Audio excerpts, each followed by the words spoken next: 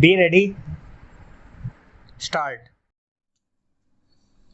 Mr. Vice Chairman, I would now like to make a few observations on the Ministry of Education. Education is basic to any national regeneration.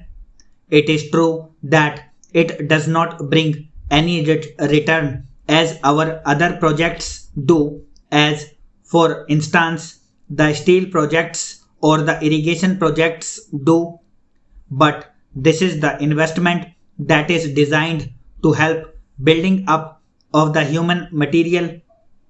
It is agreed that education has expanded after independence and during the planned periods, but it is a matter for concern that the content of education has not been equal to our expectations. Even today, we are engaged in experimenting with all types of education from the basic stage up to the university level. It is not clear, I presume, that the basic pattern of education, of which so much was said and written, is accepted as a success even today. Where do we stand with regard to the basic pattern?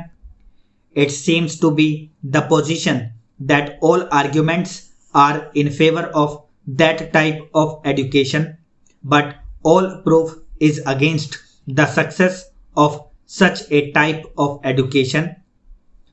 Where does the government stand with regard to this type of education? We swore by the basic type of education because it was discovered by the father of the nation. But if it has been a failure, why should not the government say that is the position? Then again, take secondary education and also collegiate education. 3 years ago, it was said that all universities should have 3 year degree courses, and some universities which were reluctant to accept this reform were more or less compelled to do so, and they accepted it. Now, certain universities find that this scheme is not working satisfactorily and they feel that they should have a 2 year course in the college before students could enter the degree course. I mention this to show that this eternal tinkering with education should stop and it should not go on like this. This uncertainty is not only with regard to the main objective of education, the main structure of education from the primary to the collegiate level, but also with regard to the courses of studies and also with regard to the language or medium of instruction. Mr.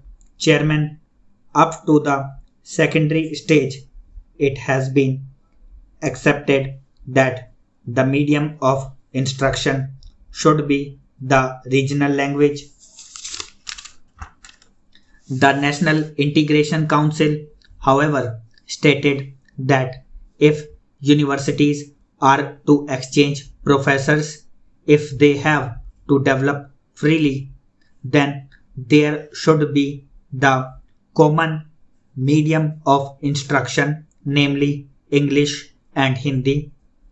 Now, at the latest National Integration Council meeting, we are told that the medium of instruction in the colleges should also be the regional language ultimately, and if that comes to pass, I ask how will national integration be achieved?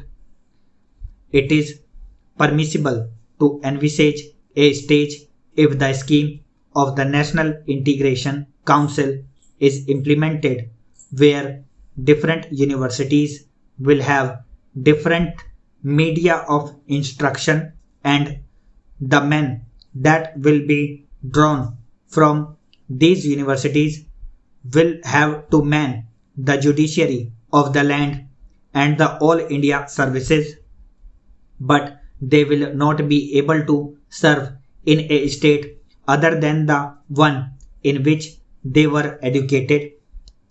How can integration be achieved? We are working at cross purposes. It is time that a high power body was appointed to hammer out a national scheme of education having integration as the basic aim and to implement it systematically. The present method of meddling at every stage of education, the present climate in which we are not clear about the medium of instruction at different stages is causing concern to the parents, to the pupils, and weakening the country in the process.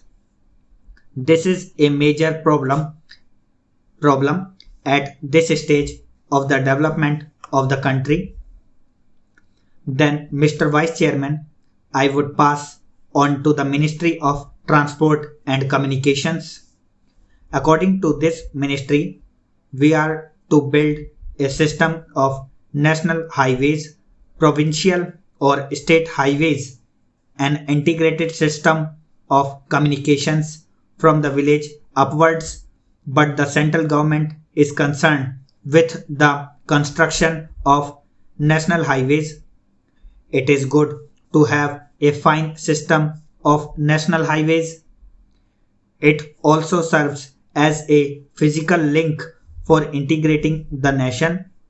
It is good, but this planning of construction of national highways without regard to the development of railways and the development of industries in the regions in which the highways are proposed to be constructed will be something beyond our means at the present moment. Assuming that we have a network of national highways, are they to be put to immediate use? Are they good investments? Unless you have industries, small, big, or medium, coming along the highways, unless they assure you a fair return for the investment, it is not desirable to have a system of highways for the sake of mere transport of passengers. In other words, we should have a scheme of priorities for the national highways so that they can be looked after. Stop.